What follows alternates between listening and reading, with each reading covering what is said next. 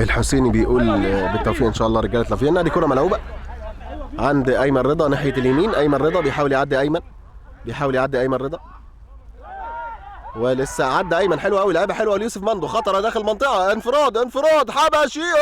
يا ولد الهدف الاول في المباراه.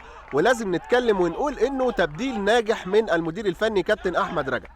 لما البديل ينزل ويسجل يبقى المدير الفني عنده رؤيه. حبشي بيسجل وبيعمل علامه الايه كده، وواحد لا شيء لصالح نادي لافينا.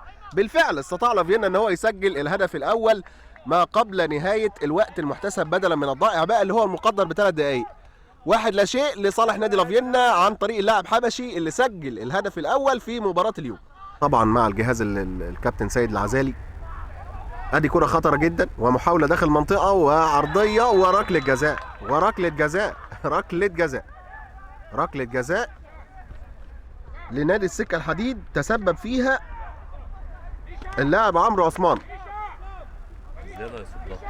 عثمان وركله جزاء. حكم اللقاء محمود حسين كان قريب جدا من اللعبه وادى ركله جزاء. ولا حسام هيسجل التعادل؟ هنشوف.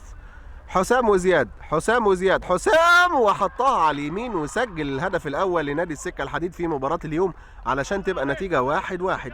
بدايه جيده لنادي السكه الحديد في الشوط الثاني، وهدف التعادل عن طريق بقى اللاعب حسام محمد من ركله جزاء. اذا حسام محمد يسجل التعادل في